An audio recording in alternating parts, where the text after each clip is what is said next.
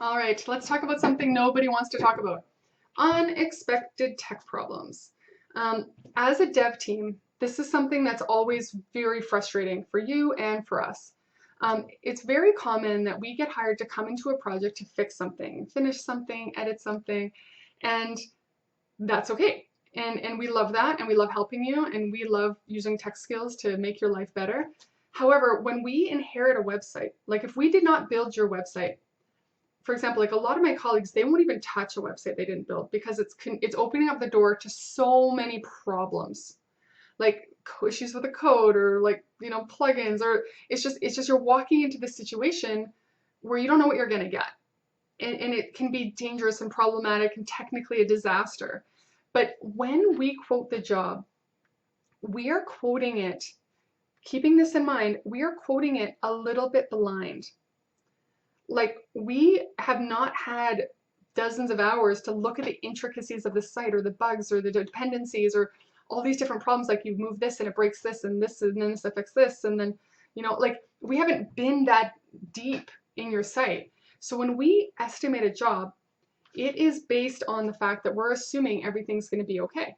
It's healthy, it's up to date, like the things are working, and most clients have no idea if the website's working properly. They don't even know. So if I ask them, is everything up to date? How's it going? Is stuff? They're like, yeah, it's fine. We just need these edits done.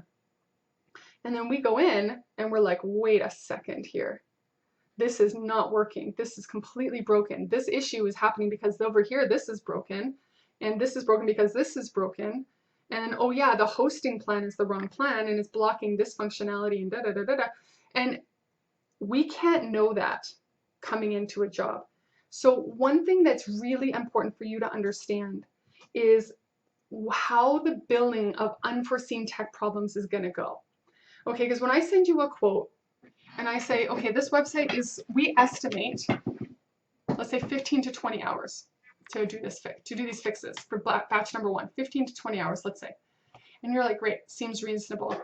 The clause on that, and it's in the contract, but the clause on that is that if there is problems, like unforeseen problems related to your site, to your hosting, to your plugins, to API integrations, to your email server, to whatever it is, those are billable. We did not expect that. It is not our job to clean up your website's mess.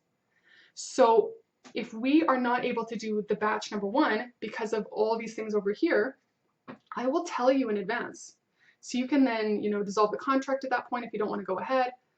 But I will tell you, like, look, we need to do A, B, C, and D before we can even start this list. You need to know that that is a possibility. That email could come. And fixing A, B, C, D is billable. It is not our job to clean up, organize your website so we can do our job. We'll do it, but again, it's billable. So you have to know that us coming in, any new tech team coming into your website, if there's cleanup required or mess or fixing that needs to happen before we can do our job, or if something breaks while we're doing our job that has nothing to do with the edits that we did, but it's unrelated and it's something that was a pre-existing issue, that is billable. And I'll tell you in advance before so you're aware. There's no surprises. We're not going to bill you with surprises. But just so you know, that could happen. It's very, very, very likely that what we estimated is going to be wrong because we have not had the experience. We didn't build your website. We don't know what we're getting. So it's very possible there may be extra work required to make what you want to make that happen. So again, if you have any questions, leave a comment below. I will talk to you in the next video.